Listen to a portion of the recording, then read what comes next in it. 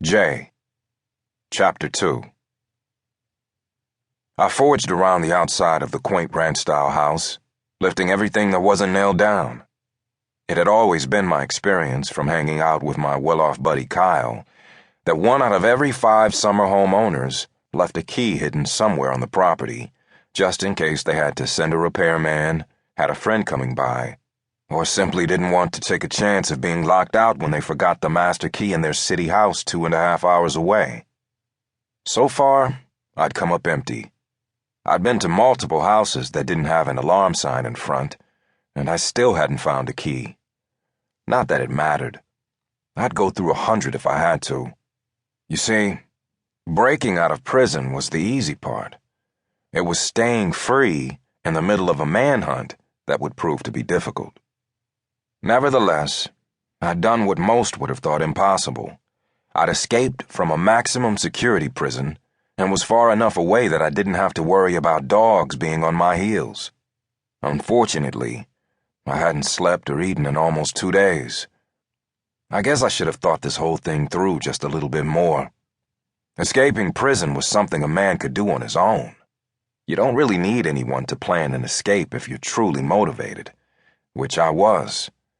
But now that I was out, I realized that I definitely should have considered asking for help. I really wasn't looking to put in jeopardy the few friends I had left. At least, not yet. Not until I started working on the bigger picture. Besides, it was less of a risk asking folks to help you when you were face to face. You know, when there was no one around to read your mail or eavesdrop on your phone calls and visiting room conversations.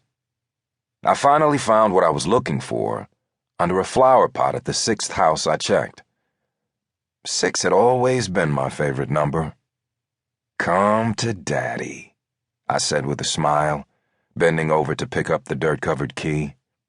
Once it was in my hand, I headed straight for the front door. "Fuck!" I exhaled, trying my best to keep it together. I can't even begin to explain my frustration when the key wouldn't fit into the lock. After managing to sneak onto one of the ferries from New London, Connecticut to Orient Point, New York, and then finding my way to East Hampton without rousing any suspicion, I had finally found a key. But it didn't work. It was demoralizing. With a shrug of my shoulders, I walked around to the back door. It was a long shot, but maybe my luck hadn't quite run out yet. When the key slid into the back door lock, and I heard it click, my heart wanted to sing hallelujah. Taking a quick check of my surroundings, I pushed the door open, waiting a full minute before I entered the house to see if some sort of alarm was going to go off, then locked the door behind me. The stale odor told me nobody had been there since the fall, which was a good sign, because it probably meant they wouldn't be back until late spring, and it was only March.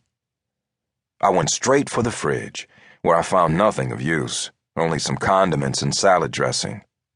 The freezer, however, was a different story. I found frozen vegetables, a whole pack of chicken parts, and a small box of Omaha steaks, all of which I removed. It was going to take them a few hours to thaw out, but I was going to eat good that night. Regrettably, I was hungry now, so I microwaved the vegetables, doctoring them with spices I found in the cabinets. I swear, until you spend 10 years in prison, you never know how good something as simple as green giant vegetables can be. After my stomach was full, I located the master bedroom and went straight to the closet. To remind me that I was caught up in a real-life drama, the clothing belonged to a man who had to be at least half a foot shorter than me, about 2 sizes smaller, and his feet were just as small. I exited the closet and went for the dresser.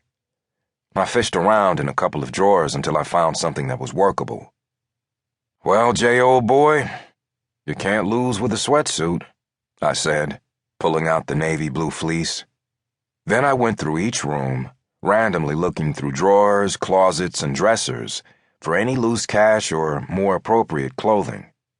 The only thing I found that would be remotely helpful was an old mayonnaise jar full of change.